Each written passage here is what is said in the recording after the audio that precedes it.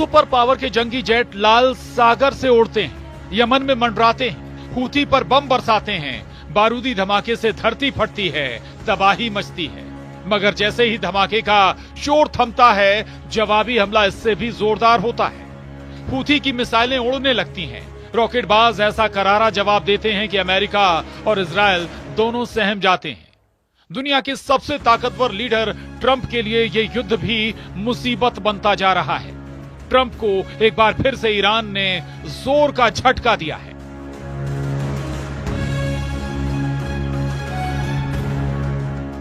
एक तरफ America Iran समर्थक हूथी लड़ाकों पर बमबारी रोक नहीं रहा, दूसरी तरफ ईरान की बर्बादी का प्लान सुनकर ईरान युद्ध के मूड में आ गया है। यूएस एयरफोर्स ने ईरान पर एटमी प्रोग्राम को लेकर डील का प्रेशर बनाने के लिए हूथी लड़ाकों पर हमले जारी रखे हुए हैं। अमेरिकी सेना की सेंट्रल कमांड ने यमन की राजधानी सना पर हवाई हमले का वीडियो रिलीज किया है। मीडिया रिपोर्ट्स के मुताबिक अमेरिकी हमले में 69 लड़ाके मारे गए। ट्रंप ने नेतन्याहू से मुलाकात में साफ किया है कि ईरान अब बेहद खतरनाक हो चुका है। अगर ईरान ने एटमी डील नहीं की तो हालात परमाणु युद्ध तक के बन सकते हैं, जिसके बाद ईरान ही नहीं खाड़ी के कई मुल्क खाक में मिल सकते हैं। ट्रंप ने दावा किया है कि ईरान को एटमी डील के लिए वो मजबूर कर देंगे।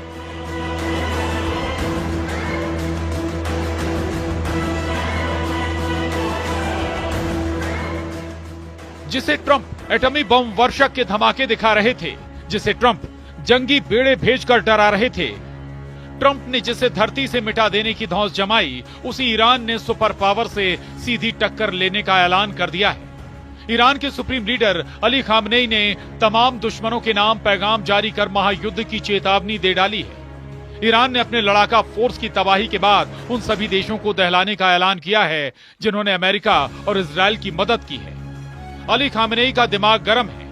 व्हाइट हाउस में नेतन्याहू और ट्रंप की मुलाकात का वीडियो सामने आने के बाद खामनेई का खून खौल गया है। ट्रंप नेतन्याहू की सीक्रेट मीटिंग की डिटेल ने ईरान को युद्ध के लिए भड़का दिया है। नेतन्याहू के साथ मुलाकात के दौरान ट्रंप ने एक ऐसी बात कह दी जिससे बातचीत के बजाय युद्ध का माहौल बन गया है। अमेरिकी राष्ट्रपति डोनाल्ड ट्रंप कहते हैं, हमारी ईरान के साथ सीधी बातचीत करने की शुरुआत हो चुकी है। ये शनिवार को शुरू होगी। हमारी एक बहुत बड़ी बैठक है और हम देखेंगे कि क्या हो सकता है। और मुझे लगता है कि हर कोई इस बात पर सहमत है कि सख्ती करने की तुलना में सौदा करना बेहतर होगा।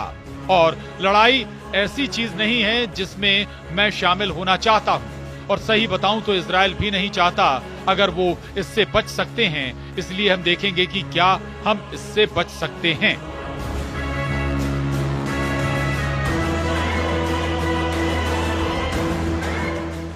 दरअसल ट्रंप ने क्लियर कट कहा है कि ईरान को किसी भी कीमत पर एटम बम नहीं बनाने दिए जाएंगे, जबकि ईरान है कि परमाणु हथियारों के कारखाने बंद नहीं कर रहा। ईरान न्यूक्लियर प्रोग्राम पर ट्रंप से बातचीत के लिए भी अपनी शर्तों पर तैयार हुआ है।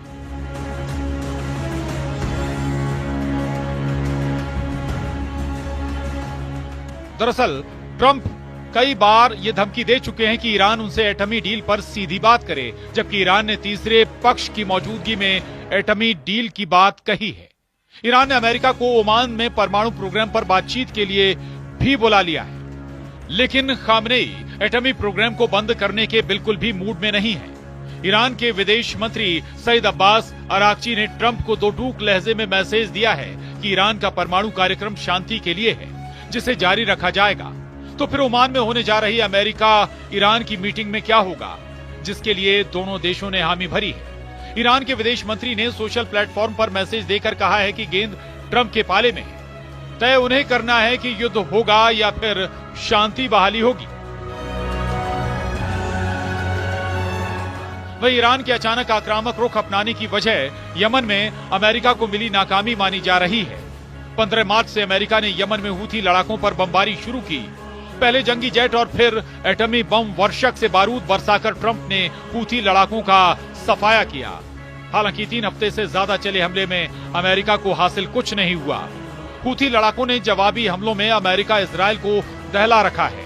लाल सागर में अब भी अमेरिका के जहाज सलामत नहीं है। हूथी की मिसाइलों ने इजरायल और अमेरिका के ड्रोन और मिसाइलों को तबाह कर डाला है, जबकि हूथी से लड़ाई में अमेरिका के $1 अरब से ज्यादा रकम अभी तक बर्बाद हो चुकी है।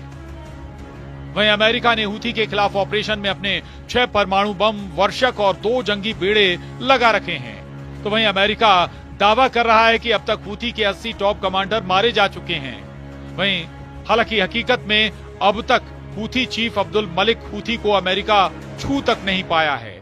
तो हूथी चीफ की बात तो दूर है, सुपर पावर के हाथ अब तक हूथी प्रवक्ता याह्या सिर्री भी नहीं लगा है। असलियत में अमेरिका को हवाई हमले में कुछ खास कामयाबी नहीं मिली है, जिसे देखते हुए ईरान भी अटैक मोड में आ चुका है। सुप्रीम लीडर अली खामेनेई ने तो अमेरिका से दोस्ती निभाने वाले 7 मुसलमान देशों के लिए धमकी भरा पैगाम भेज दिया है। एक रिपोर्ट की माने तो ईरान ने इराक, कुवैत, संयुक्त अरब अमीरात, कतर, तुर्की और बहरीन को संदेश भेज दिया है। ईरान ने कहा है कि अगर ये देश अमेरिका को अपनी जमीन या हवाई क्षेत्र इस्तेमाल करने की इजाजत देते हैं तो ईरान इसे अपने खिलाफ युद्ध मानेगा। खामनेई के मैसेज से यह भी साफ है कि ईरान युद्ध के लिए तैयार हो चुका है। पड़ोसी देशों ने अमेरिका की मदद नहीं की तो ईरान सुपर पावर को युद्ध हरा भी सकता है। जबकि खामनेई अच्छी तरह जानते हैं कि तुर्की को छोड़ सभी देश अमेरिका के पक्के दोस्त हैं, लेकिन एर्दोआन वो लीडर हैं जहां फायदा दिखेगा उसी खेमे में खड़े दिखेंगे। इसलिए ईरान ने तुर्की को पहले ही वार्निंग दे दी है। मगर संयुक्त सेनाओं के आगे ईरान कैसे टिकेगा? ईरान की सीक्रेट पावर क्या है? नेतन्याहू ने जो प्लान ट्रंप को सुझाया है, अगर वो लागू हुआ तो ईरान को भारी नुकसान हो सकता है। नेतन्याहू ने ईरान पर लीबिया मॉडल लगाने का आइडिया ट्रंप को दिया है। वहीं लीबिया ने साल 2003 में अपने एटमी प्रोग्राम खत्म कर दिए थे।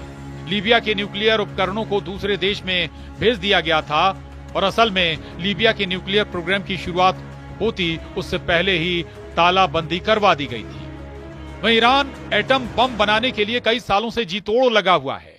ईरान ने अंडरग्राउंड एटमी तहखाने बना रखे हैं। ईरान के कई एटमी साइटें अभी दुनिया को पता तक नहीं है। ऐसे में लीबिया मॉडल से ईरान पर कंट्रोल करके भी सिक्योरिटी की गारंटी नहीं है। शायद यही वजह है कि ट्रंप अब ईरान का न्यूक्लियर प्रोग्राम तबाह कर सकते हैं। ट्रंप ने नेतन्याहू का जिस स्टाइल में वेलकम किया, उससे ये सिग्नल मिला है।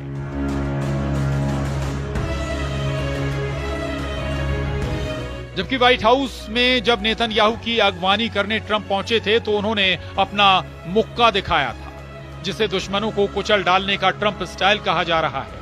ट्रंप गाजा का हाल दिखाकर ईरान को सरेंडर करने को कह रहे हैं।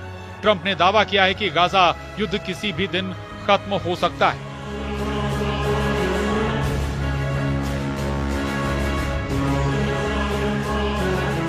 डोनाल्ड ट्रंप कहते हैं, मैं गाजा युद्ध का अंत चाहता हूं। मुझे लगता है कि ये दिन ज्यादा दूर नहीं। बंधक संकट अभी भी है, जिन्हें बाहर निकालने की कोशिश जारी है। हमने बहुत से बंधकों को निकाला है, लेकिन इसमें समय लगेगा। बहुत लंबा इंतजार नहीं करना होगा।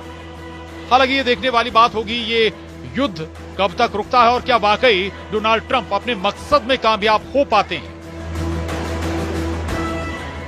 Bureau report, news 18।